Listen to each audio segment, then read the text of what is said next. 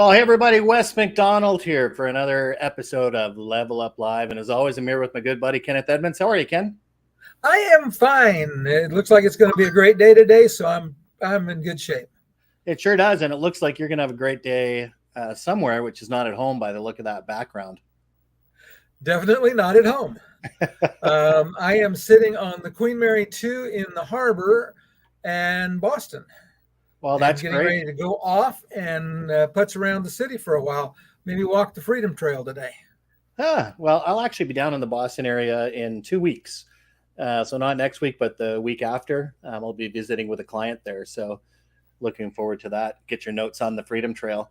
And for everyone out there, let us know where you're watching from. This is one of Ken's favorite things, one of mine too. But Ken, maybe talk about our audience and where some folks have joined us from. Well, that's the reason we asked that question is our audience comes from all over the world. Usually West's mom watching from Canada. I don't see her yet. But we have people that join us from the EU, people that join us from England, people that join from all over the U.S. and from the UAE. And one of our longtime regulars, Greg Walters, is here. So hello, Greg. Welcome from Michigan, my friend. That's great. Yeah, so remember throughout, let us know where you're from. So I am obviously from Canada, just across the border from lovely Buffalo. Go Bills. Terrible game in London over the weekend, but we won't talk about that today because it still hurts. But at any rate, would love to hear where you're from. And we've got a guest, which is from somewhere else today, Ken. So maybe you want to do a little introduction there. Yes, and just one quick blurb. Do us a favor. If you have comments or questions for us or for the guests, put them in the comments down below or in the chat. And we love that because it does a couple of things. First of all, both for YouTube and on LinkedIn, the fact that you engage with the conversation means that they both platforms will share it with more people, which is very helpful to us. And obviously, we love to talk with our guests and our viewers as well. So we have today with us, we have Vincent, and he is going to tell us where he's from. Right now, I'm sitting at 40 Wall Street, and we're across from the New York Stock Exchange, financial capital of the world. And I've been working in this area since I'm 17. I'm 50 now, so it's been a long journey. A lot of ups and downs in the market, and some great experiences. Yeah, I'll say that's a long time. Thank you. Wow, so you've actually been like in the same market since you were 17? 17. I had the brainstorm when I was 17 that I was going to drop out of high school and go work in the financial markets, not knowing how difficult it would be without an education. Yeah. Eventually, I got all these degrees, right? It took me a long time, but I've had some great mentors, and I've experienced a lot of volatility in the markets. Let's just say that. Yeah, I'll say, and certainly I know the markets, today, obviously, there's some uncertainty there as well. And certainly love to hear some of your insights, on that, right? And one of the things that you talk about actually is, and I saw this from the notes earlier, right, is this escalation of commitment, right? Like, what does that mean in your world, and why do people have to be concerned about that? So that's a great question. And I wasn't aware of my own behavior. Okay, as a young stock trader, let's say, I was buying and selling stocks, and sometimes I would get lucky, and stocks would go up, and I would make money, and other times, I would have significant losses. Okay, and I always tried to understand why. I mean, I'm doing the same research, I'm looking at the same charts, I'm following a checklist of decision-making processes. But I wasn't aware of my own cognitive biases. Like, as humans, we all have emotions, we all have psychological, barriers, let's say, that cause us to process information differently. And sometimes those psychological biases, those cognitive biases, they affect the decisions that we make. Sometimes we look at things irrational, right? And as a young man in my 20s, I didn't understand, rational thoughts, irrational, and I didn't really understand the decision-making process. So later on in life, as I went through different ups and downs in the markets and in real estate and stock investing, I started to research decision-making. How can I be a better decision maker? And I came across two professors Daniel Kahneman and Amos Tversky, if I'm pronouncing it correctly. And they came up with something called prospect theory, where we're afraid to lose. And they came up with a loss aversion, right? And we could talk more about this later. I don't want to rant about it. But later, when I went for my doctorate and I was studying behavior, I found something similar called Escalation of Commitment by Professor Shaw, who studied project managers. And he was looking at, why do some project managers, even though they know their project is failing, maybe the technology is obsolete, maybe there's a better solution, why do they continue to pour money, time, and effort into a failing project? And he won most of the management papers and academic papers that year. But what he came up with is that we kind of get into a failing course of decision making where we're trying to justify our original decision. We're looking at data that we initially evaluated, and we're trying to self-justify it now where, okay, it's still the same. Conditions haven't changed. I was right, and in time I'll be proven right. Well, we feel responsible for that previous decision, and we kind of escalate, okay, by looking at information irrationally. And I was doing the same thing, trading stocks. I was really irrational, and I had loss aversion, and I was, justifying my previous decisions, and I would lose when I did that. Let me stop now and just let you continue. Yeah, no, I'm really fascinated by this concept though, because obviously I think, our viewers and our listeners and myself certainly have experienced that, right? So, and as Ken knows, I had a thing I was doing with flat rate billing for managed print for years, right? And damn it, the model is better than a traditional cost per page model for managed print. But for some reason, the conditions were such with the dealers that it really didn't, catch on that much, right? There wasn't enough pain within the dealer community for them to make that move, even though the model was better, right? So I probably hung on to my efforts in that space for much longer than I should have because of that loss aversion. And when you said that, it's like one day I'll be vindicated. One day they'll see that I'm right. It's just that I'll be poor by the time that happens. Right. So, and I think some of it is like, it's kind of like our child, our child could be ugly as sin, but they're beautiful to us. And so we have this emotional attachment to whatever it is we've created that, I love this thought is that, our emotions outweigh our logic. And so these emotions drive our behavior rather than, looking coldly at it and saying, hey, it's time to cut our losses and do something else rather than just pour money in the raffle. As entrepreneurs, right? Entrepreneurs, what are we taught? We must persist until we succeed. Right. We have to be big thinkers, positive attitude, never say die attitude. And we're taught to keep on going, to find a solution. Okay. But what they're not talking about, is, what if conditions have changed and we're not evaluating those conditions or that new data correctly, or we fail to accept that maybe we could have been wrong, right? And it's okay to be wrong. Entrepreneurs are wrong every day. I've lost, millions of dollars by making incorrect decisions, right? Absolutely. Because I didn't understand how to evaluate these changing conditions. And I got better as I had more experiences, right? And I met people like you that had your own experiences, and you kind of mentored me, or we shared our experiences, right? So, we have to understand that just because things change and we might have been wrong, we didn't fail. It's just an obstacle. It's a road bump that we have to overcome.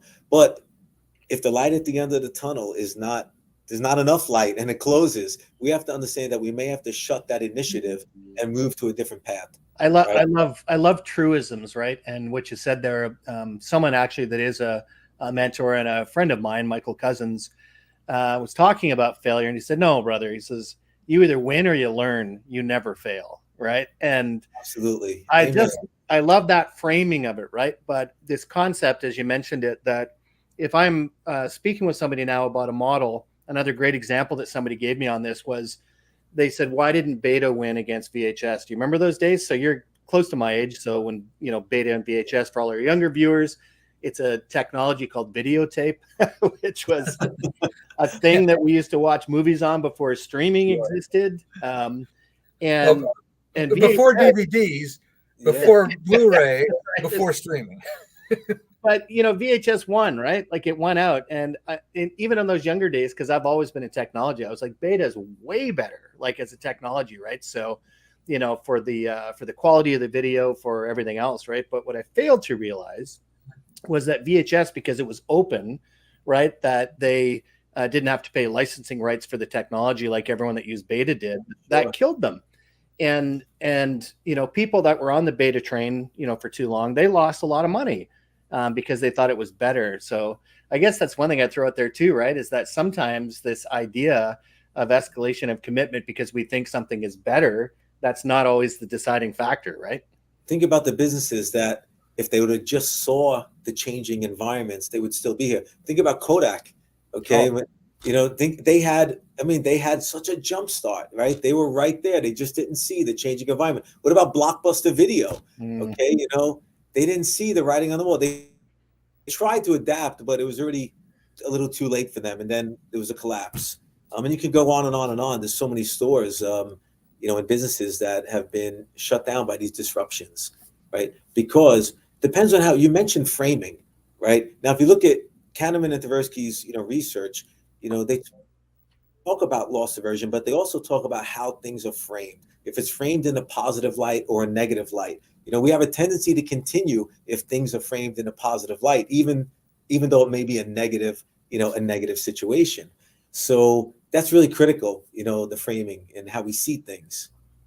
I love it. That was really a good spark there for me. And I've taken some notes for myself to really check my cognitive bias, right, in certain scenarios and see where I'm, because we all think we're great, right? So as an entrepreneur, we want to believe that we're the smartest in the room, or, we want to believe that we're correct in our thought process.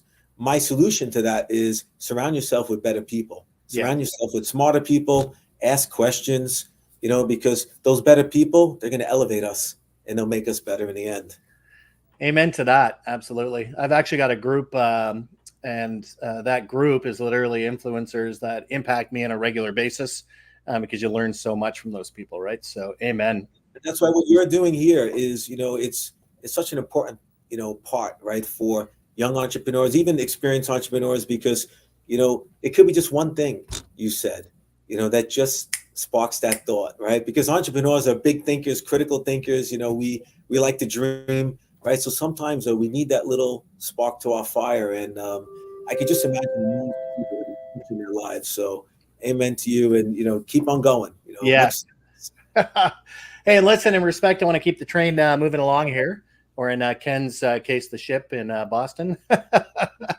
But I wonder if you'd share with us maybe one modern day example of an escalation of commitment in a business context. So maybe tell us a little story about, something that people can associate with this other than what we've just kind of talked about. Okay. So we talked about one modern day with being an entrepreneur, Yeah. right? As far as, the way that we're conditioned or trained, or the way we believe, to keep on going. Sometimes we don't see the changing environment, but, let's look at it from my own personal experience for investing in stocks. Okay. Yep. I see a stock, let's just make it simple. I buy a stock at $1. Okay. And that stock goes up to $1.50, right? I become risk averse. I don't want to lose my profit. There's that loss aversion again, right? So what do? I sell and I take my profit. Instead of putting more money into a winning stock, I take it away. Let's look at the flip side. Stock goes down from $1 to 50 cents. What do I do at that point? I become more risk-taking, and I put more money into a falling knife, basically, right? But you can't catch a falling knife when you start to bleed to death. But what happens is I don't want to lose, so I escalate. I say, okay, if I liked it at $1, I got to love it at 50 cents. The company hasn't changed. The competition's not changing, but I'm not seeing the real writing on the wall. When a stock has that type of decline, something's wrong, either in the economic environment, the business environment, or the competitive environment. So, that's one example that as a younger investor, I fell prey to that a lot. And I thought that I could save myself by dollar cost averaging down, all these things they try to teach us in school. They don't work all the time, right? And we have to be able to cut our losses before we have those big, and look at real estate. So when I first started investing in real estate, I would look for location. That's what they teach us, right? But if I'm developing a property and I'm buying it, my acquisition cost is always the most important thing. But then my construction and my budget, right, to renovate that property is going to play a big role in my future success as far as what I make. So I had a property, my first investment. My budget was $500,000, and I was probably at $1.5 million when I finished. Okay, I ended up losing about $700,000 on that investment, and I licked my wounds, and I made it back on a few others in the future, but in the next couple of deals. But I could have stopped, right? I didn't need to put money into something, and then I didn't like the way that looked. I didn't like the way the interior, the trend changed. I had to change the colors. There were things that I could have done to avoid those mistakes, but I just kept on believing that New York real estate never loses value, right? All these things that you hear, and Right. I escalated to the point where I had to take a significant loss. And you see it in, let's just think, not to get political, but you see in the Capitol riots, right? Not to pick any sides, but the people that were going forward, they were at the building. They could have stopped, but they went in, right? They made their point. They expressed, and think about all the riots, right? You made your point, you protested, you want to hear, you want your voice heard. You don't have to go in the store and take the goods. You don't have to go in the building and threaten people. And yet, stopped and walked away. But that escalation, because of our emotions, right? Because we want to be right, it's quite challenging sometimes to control them. Yeah, I think that's a great example, actually, right? When you just go too far because of that escalation, almost becomes, like a round rock rolling downhill, right? It's really hard to get to stop the, inertia, right? That's why we have bubbles, right? If you look at the history of the markets, you can go all the way back to the 1600s, the greatest, market collapse, and you can keep on going, 1929, Sure. and, you look at 1987, 2001, 2008. So we're prey to this. Yeah, isn't it funny? And I know just for myself, and I think the older you get, now that I'm 53, right, is that I'm well aware of my cognitive bias, right? I don't always beat it, but I'm much more aware of it, right? That when no one's ever perfect.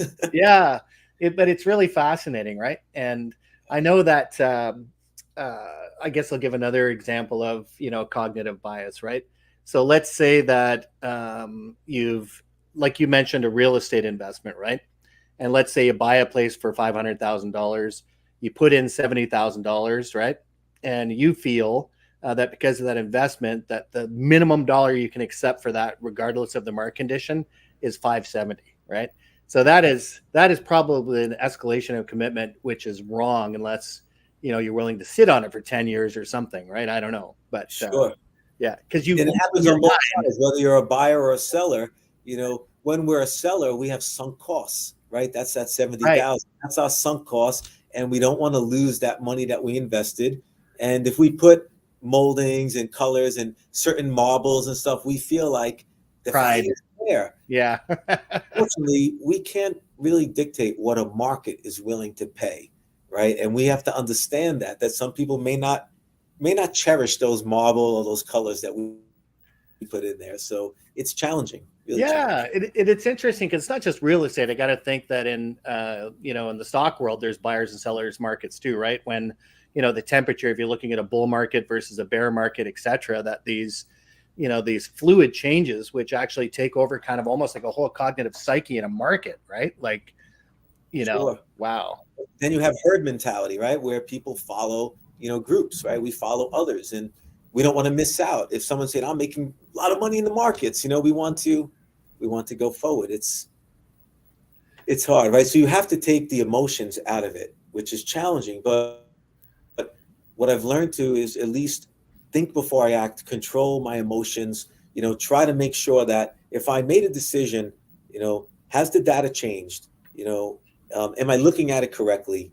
And then maybe I'll ask somebody that I respect at least, and admire for their business acumen or their decision-making ability, at least to double check kind of, fact check my own decision making. Yeah, a friend of mine actually had a great saying. His grandfather once said to both of us, we were young, we were in the world of the early days of the internet, right? So it was kind of like the Wall Street of the day, right? We were just making money hand over fist.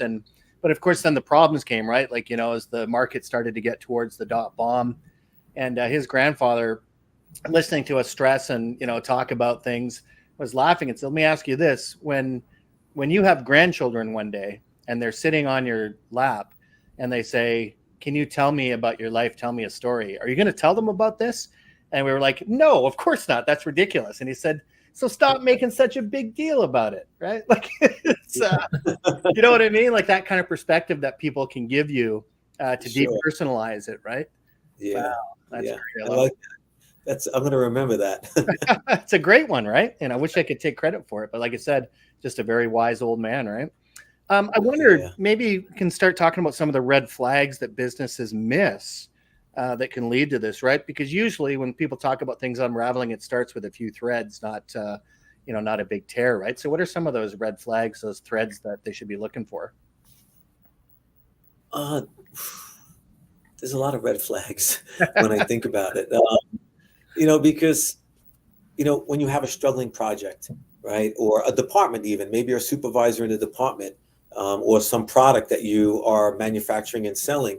When you see it struggling, revenue's down, or we're not hitting our sales targets, we usually start with, okay, how do we become more efficient? How do we start producing? We look for a solution right away. We want to improve that bad position. Okay, that's what we're taught as managers, I guess, in school.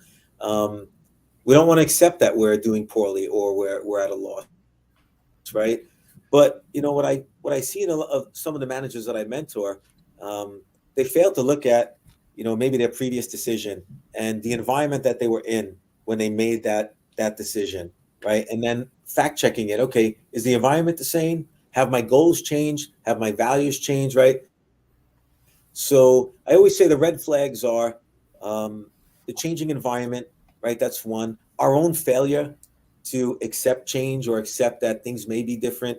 Our own failure to listen to other people sometimes because we're the boss or we're the CEO and they're our employees and we have more experience. But I've been able to get even great ideas from an intern, or someone that might not have a lot of business experience, right? Because I changed. When I was in my 20s, I thought I knew it all. Now I know nothing. So true.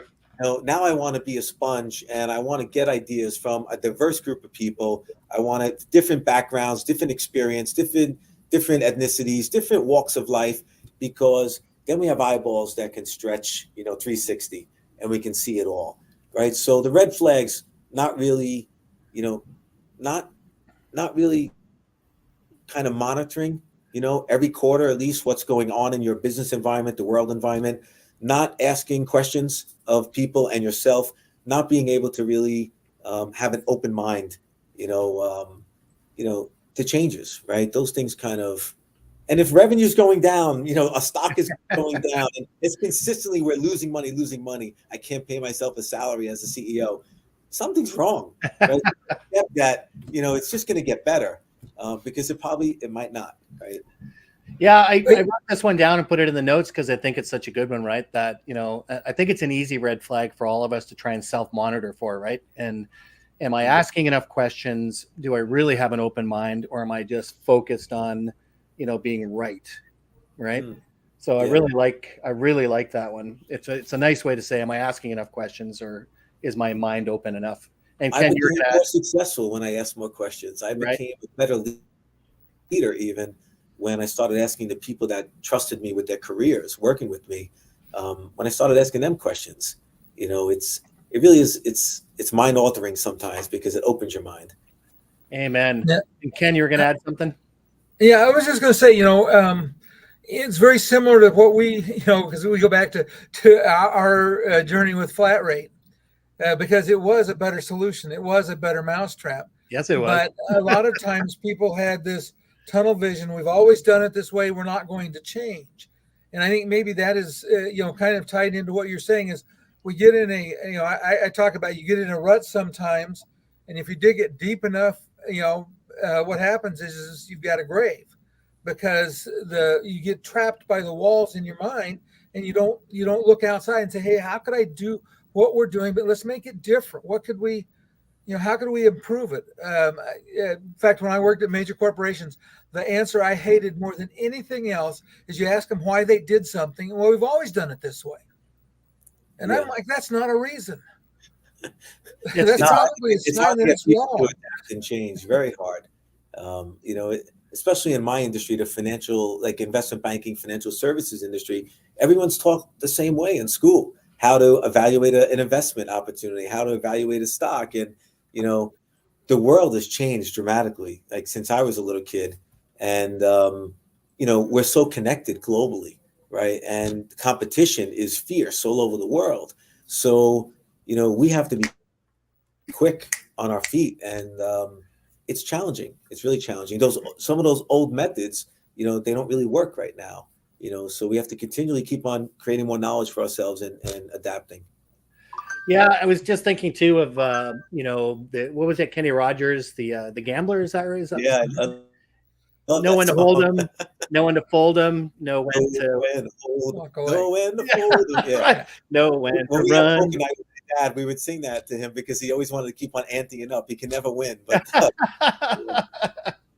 yeah, I just couldn't help think of that, right? So the wisdom of Kenny Rogers as well with that sort of that loss aversion, right? That's it's okay to accept a financial loss, let's say, as long as we mitigate that loss and take small percentage losses, right? And because then we can make it back. It's when you take a 50-60% downturn and you're holding on to something, that asset, whatever, very hard to make it back. A 50% decrease, you have to make back 100%, right, just to get back to whole.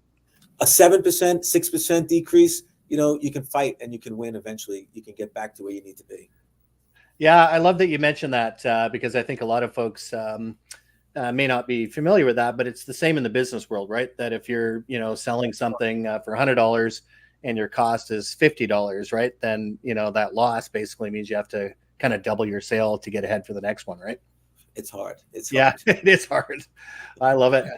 And with respect, kind of reminds me of what's happening with the world of copiers and print prices and print volume. I love to say that it's really hard to make a living when you're selling 0 copies at double o nothing. It just doesn't work well. Sure. Yeah, actually, that's a good thing to bring up, Ken. And Vincent, for you in the office equipment world, page volumes are declining by anywhere from 3 to 5% a year, right? And during the pandemic, some of those hits were upwards of 70% of total, page volumes, right? Sure. And it's one of those things where it's still very difficult to convince people that, let's say it's 5% volume decreases every year when you're trying to resell that business.